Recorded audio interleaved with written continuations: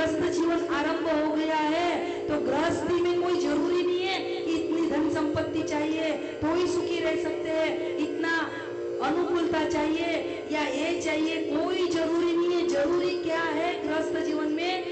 दोनों में आपस में प्रेम होना जरूरी है, सामंजस्य जरूरी है, सहृदयता जरूरी है, दोनों में एक दूसरे को समझना जरूरी है। ये गृहस्थ का वास्तविक धर्म है कि दोनों एक दूसरे को समझे, दोनों एक दूसरे को सहयोग प्रदान करे, दोनों एक दूसरे का आत्म सम्मान करे। एक सबसे पहले तो ये गृहस्थ जीवन का सबसे पहले आदर्श है कि दोनों एक दूसरे को समझे, सबसे पहला आदर्श ये है, दूसरा कोई आदर्श नहीं है।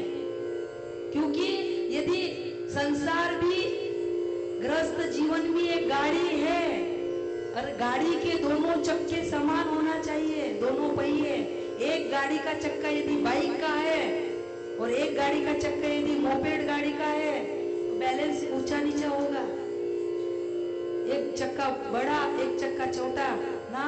संसार रूपी गाड़ी के दोनों चक्के हैं तो बैलेंस भी समान होना चाहिए, दोनों में समानता होनी चाहिए।